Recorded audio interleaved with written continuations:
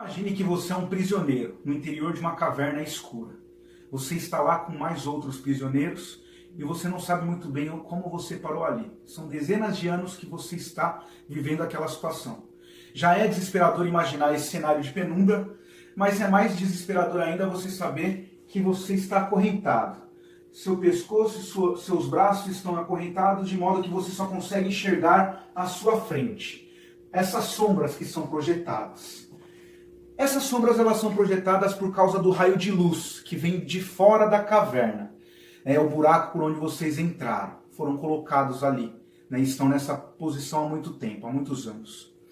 Essa fonte de luz que está fora da caverna emite também essas sombras de pessoas que estão lá fora e que vocês não conseguem enxergar. O que vocês enxergam são essas sombras projetadas à frente. Sombras de pessoas que estão brincando, se divertindo, correndo, brincando, todas essas pessoas que estão lá fora da caverna.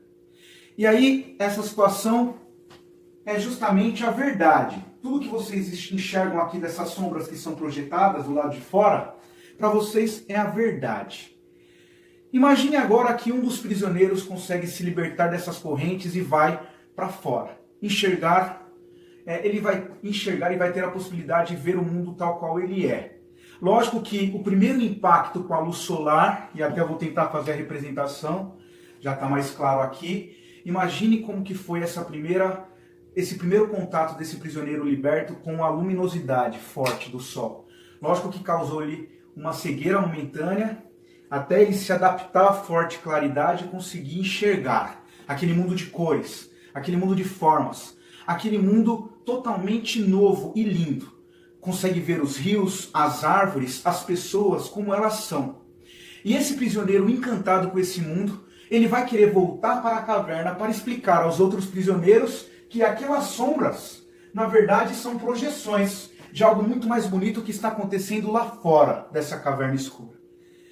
E lógico que ele está todo empolgado falando do mundo de cores, de formas, de sabores, de odores que ele sentiu lá fora e que essas sombras nada mais são do que mentiras, que todos aqueles prisioneiros estão vivendo uma mentira, eles não estão conseguindo enxergar a verdade tal qual ele é.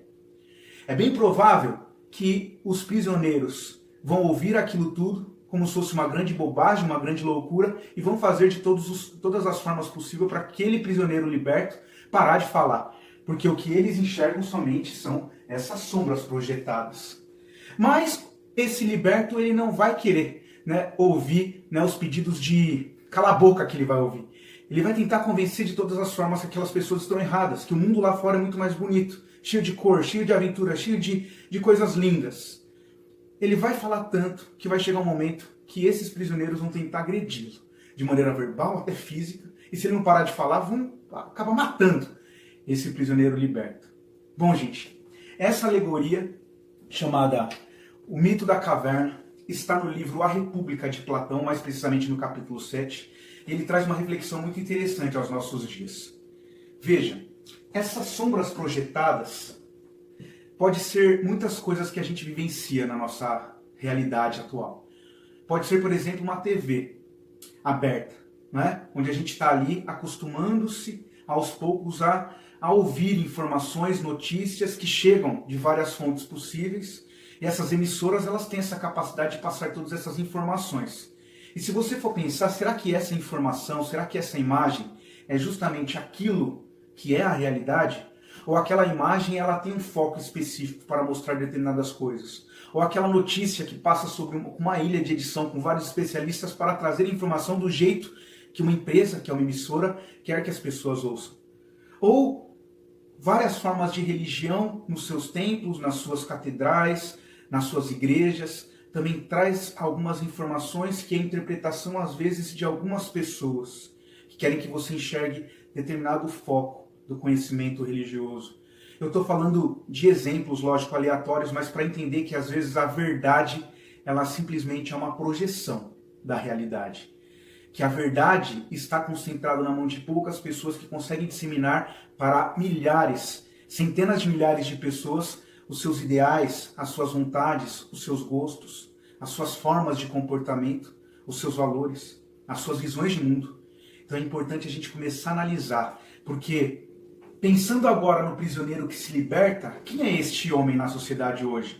É o filósofo, é o professor. E veja como a gente trata os professores hoje, como que o filósofo é tratado pela sociedade. Às vezes como um louco, às vezes como uma pessoa que não está falando a verdade. E a gente tem que começar a pensar um pouco mais sobre isso. Às vezes a gente dá mais crédito para uma emissora do que para um filósofo, do que para um professor, do que para um intelectual. E cada vez mais a gente dá valor para coisas que são bem inúteis do ponto de vista do conhecimento. A gente tem que parar para pensar um pouquinho. Se a gente pensar agora na simbologia que é o sol, é a luz do conhecimento, e por isso que é difícil se adaptar à forte claridade. É muito mais tranquilo e fácil para nós sermos prisioneiros na penumbra de uma caverna escura, assim como aquele que pega o controle remoto e vive assistindo TV. Está vendo, na verdade, uma projeção da realidade. Então, importante pensar nesses símbolos da alegoria da caverna de Platão para a gente entender quem são os prisioneiros. Quem é o prisioneiro que se liberta? O que é a luz do sol? O que é a penumbra escura no interior da caverna? Pensemos nisso. Muito obrigado, espero que vocês tenham gostado da aula e até a próxima.